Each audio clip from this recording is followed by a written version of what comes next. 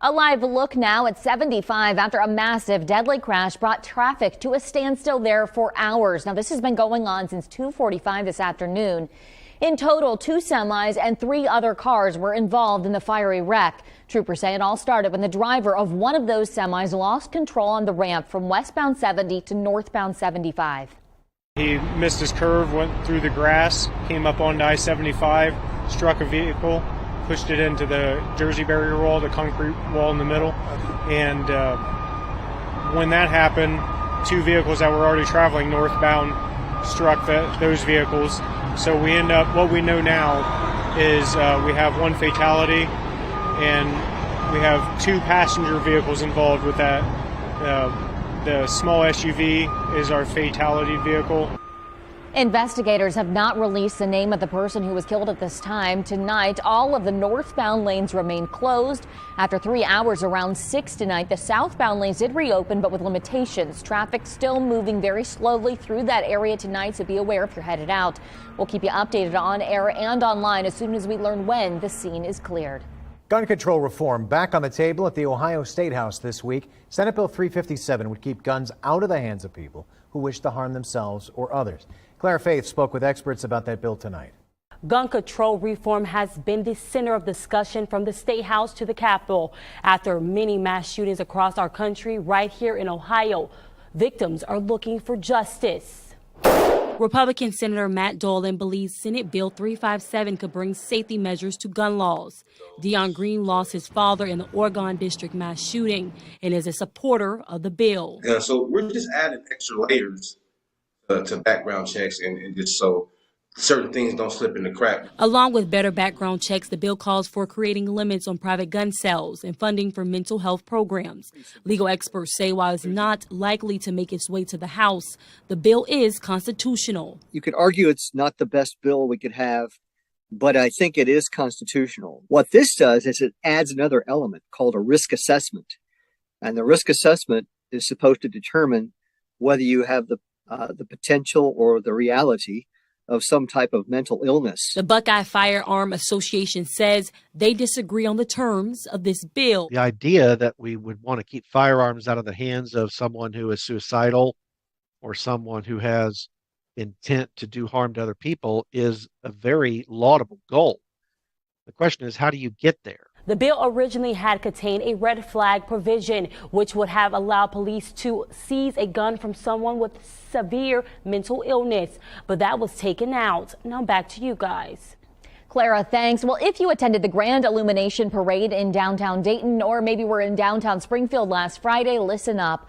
Local police departments are now asking for your help. The Dayton Police Department is looking for information regarding the shot that was fired near the Grand Illumination Parade and tree lighting. Investigators say shortly after the parade started, around 20 to 30 juveniles started fighting between Boston Stoker and the Key Bank building. Police tell us a shot was then fired and the group is scattered. Attendees took cover and the rest of the parade was canceled. Tonight, Miami Valley Crime Stoppers is offering a $1,000 reward to anyone with information leading to the location, identification, or arrest of a suspect.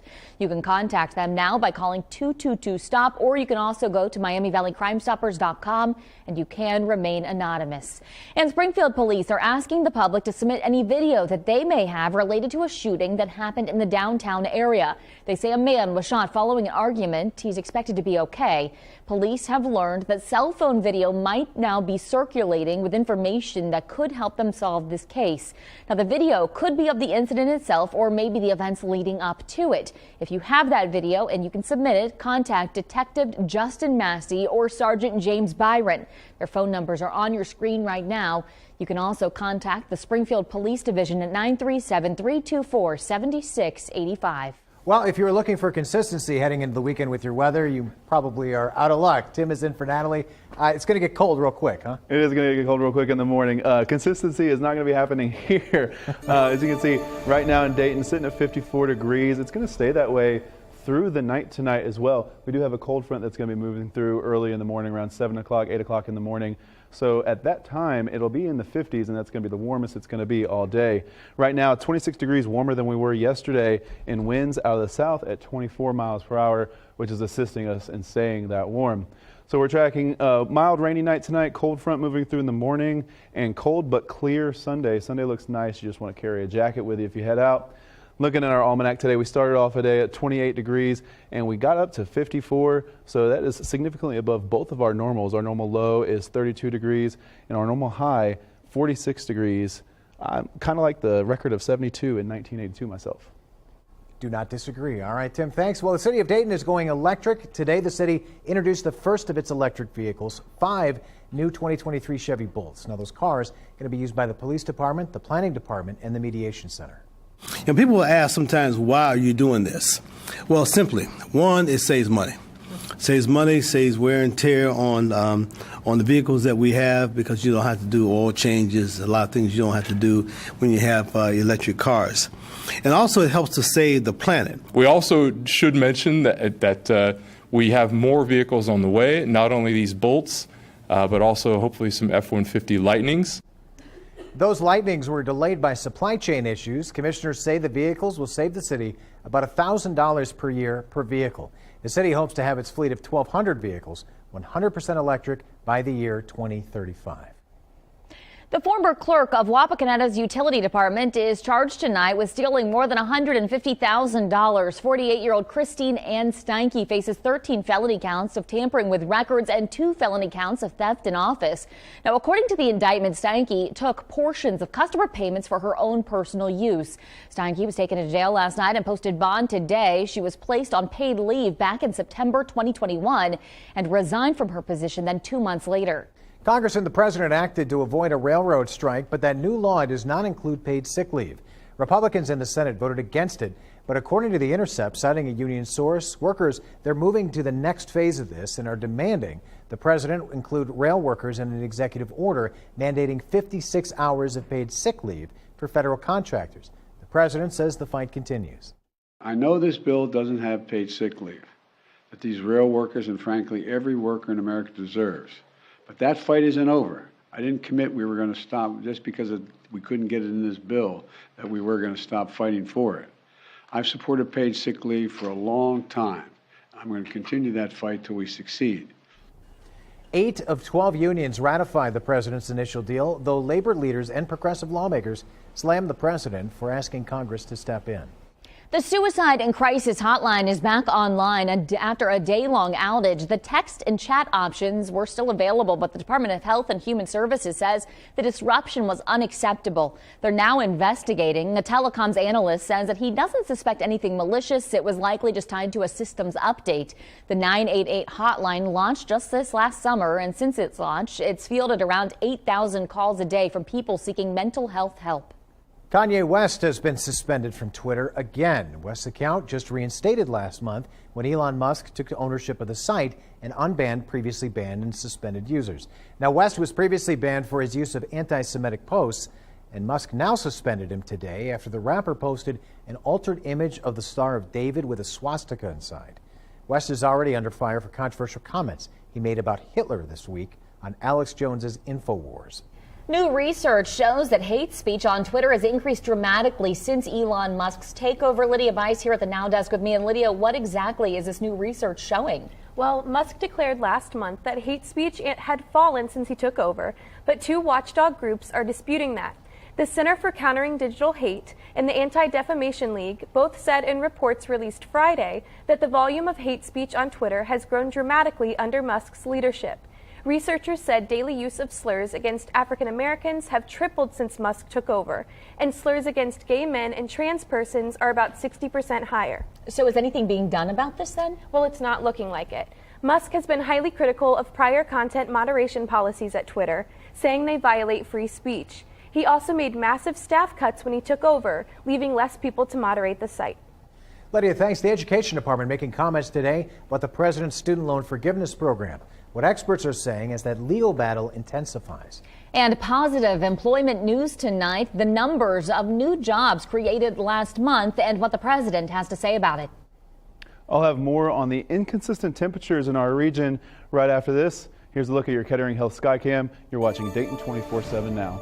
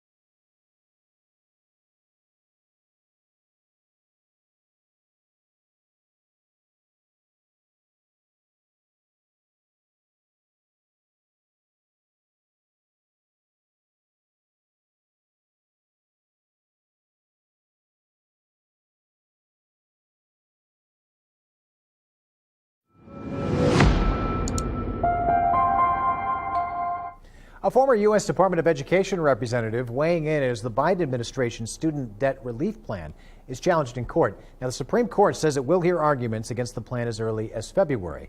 Payments will remain paused in the meantime. The former press secretary for then U.S.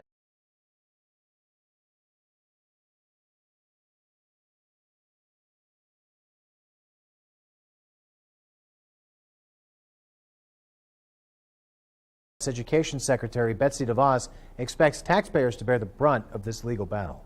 We pay in two ways. We pay first because the government is owed money that it's never going to get back, and the taxpayer foots the bill there. And then we pay another way if this illegal bailout goes through, because this is going to be pouring billions and billions of dollars on the fire of inflation. According to the Government Accountability Office, loan payment pauses have cost taxpayers more than $100 billion since 2020.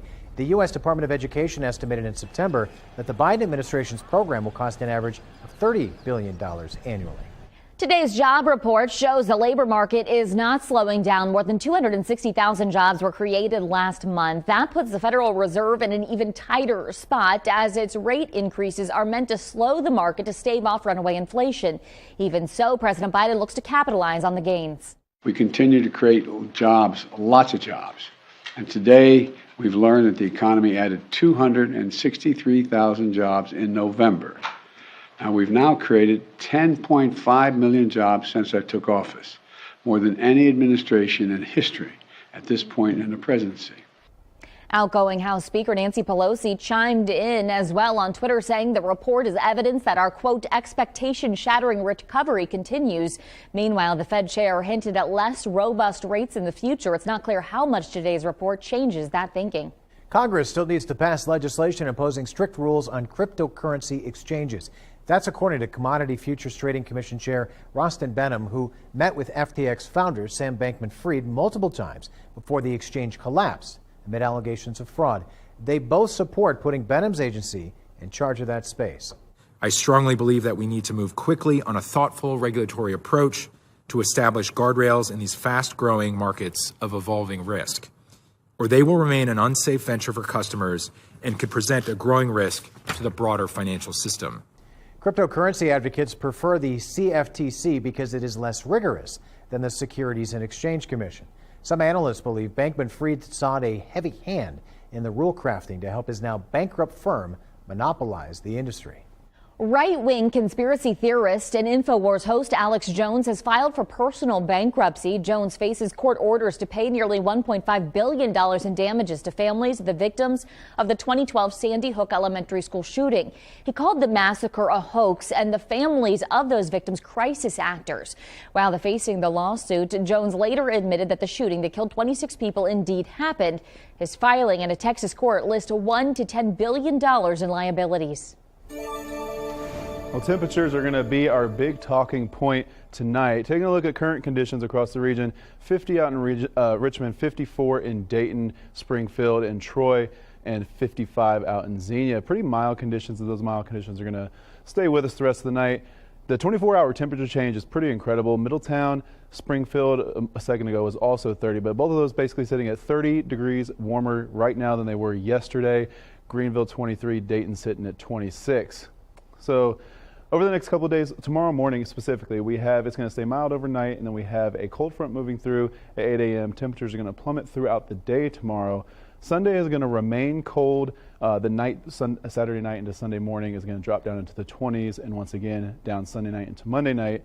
And then we're going to get mild towards Tuesday and Wednesday, and it's going to stay mild the rest of the week. All right, thanks so much, Tim. The Pentagon has just unveiled our military's newest nuclear stealth bomber. The B-1 Raider was shown off for the first time today at an Air Force facility in Palmdale, California. It's named in honor of the airmen who carried out the surprise World War II Doolittle raid. This is the first new American bomber aircraft in more than 3 decades. It marks the Pentagon's efforts to not only modernize its nuclear capabilities, but to send a clear message to China, which is on track to have 1,500 nuclear weapons by 2035. Some Christmas packages may not be arriving, and this is why. Take a look at this. This UPS truck and trailer got stuck between 2 sections of the Indiana Toll Road this morning. It happened on I-90 near Hammond. The truck lost control, went over the bridge, caught fire. Emergency crews were able to rescue that driver, thankfully. He was not seriously hurt.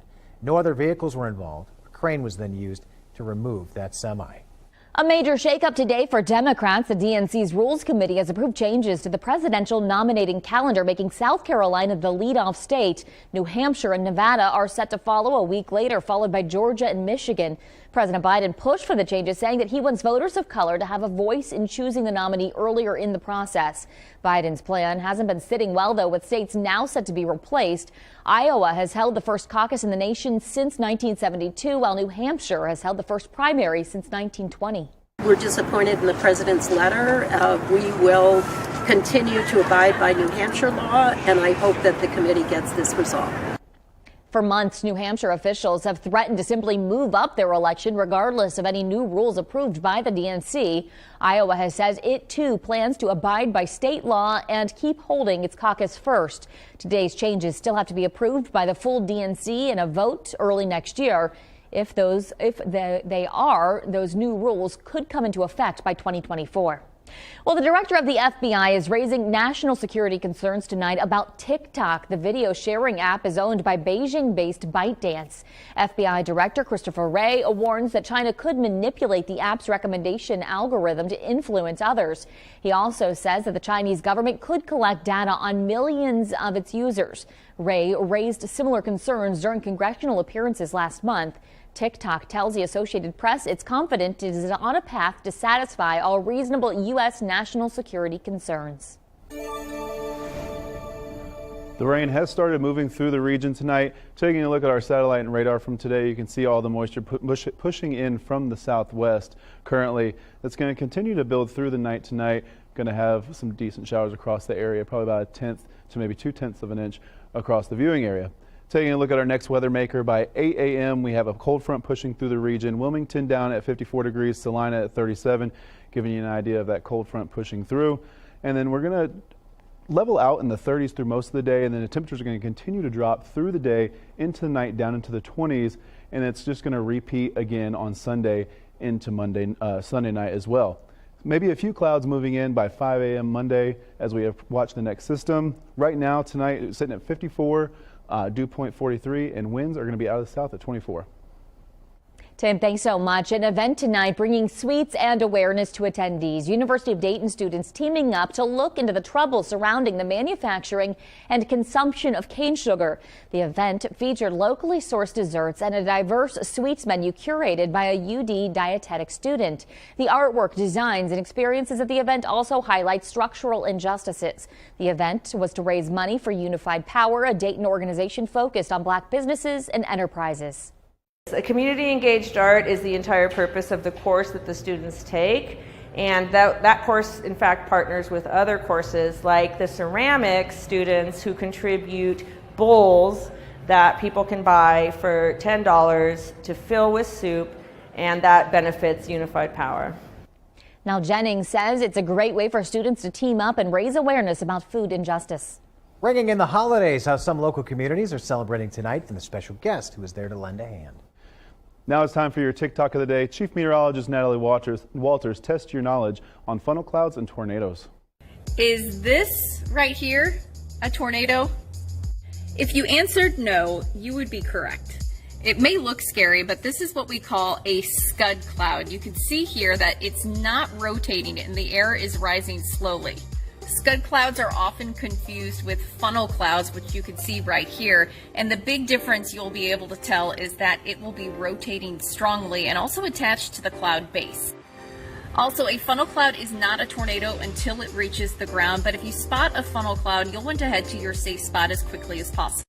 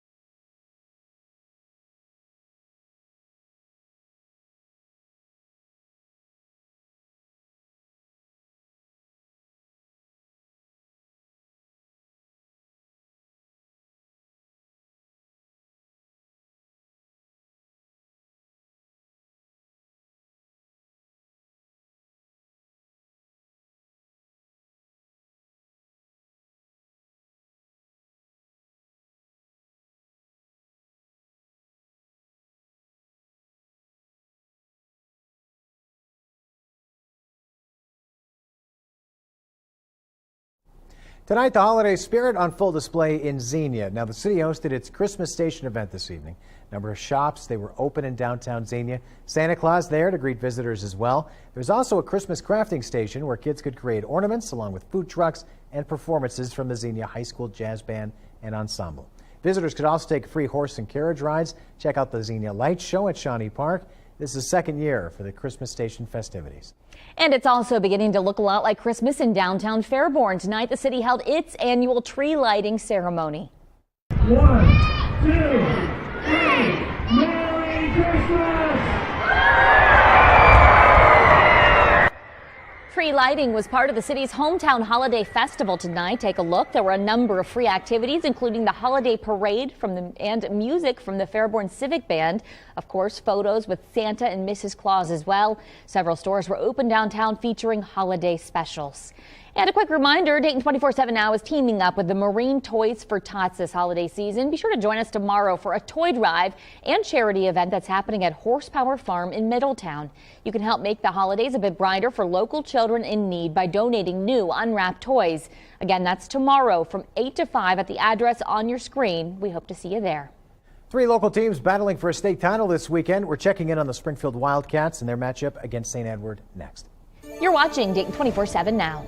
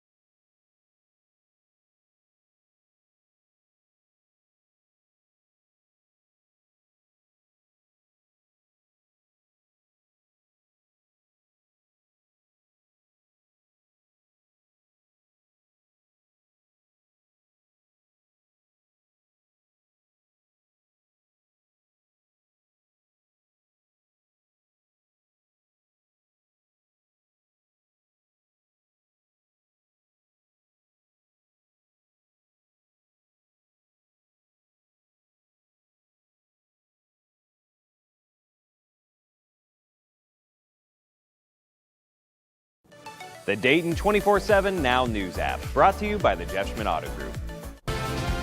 3 Miami Valley teams in Canton this weekend for the high school football state championships. First to play this weekend with Springfield. The Wildcats facing St. Edward in a rematch of their Division I title game from a year ago. St. Ed's won then. We'll show you who wins tonight. Let's go to the highlights. Tom Benson, Hall of Fame Stadium, the scene. Wildcats in their road uniforms tonight. They'd force a turnover on downs to start. So on Springfield's first drive, Javen Norman is going to get a first down right up the middle, then moves the Wildcats into the red zone. They would capitalize on that short field. There's Norman again, up the middle. Opening score, Wildcats on the board, 7-0. But the Eagles, they're going to come right back. They answered. Casey Bullock's going to fake the handoff, connects with Kyan Mason over the middle. That's a touchdown, 7-7 after the first. Early in the second quarter now, St. Ed's in the red zone. Bullock fakes it again, calls his own number for a touchdown run. They add one more, 21-7 at halftime, St. Ed's. Third quarter, Wildcats with the ball. Bryce Schondelmeyer looks to his right, finds Anthony Brown, but he fumbles. Recovered by the Eagles' Jonathan Slapper. Eagles trying to capitalize then. Going for it on fourth down. Bullock's going to hit Mason, and the Wildcats defense, they would hold. They get the ball back. They're going to go on a long drive. Schottelmeyer is going to look around midfield looking for somebody, anybody. He runs out of time, though, and is sacked. The St. Ed's defense getting multiple sacks in this one, but on that same drive, 3rd and 19, Schottelmeyer forced to run to his left, finds enough space on the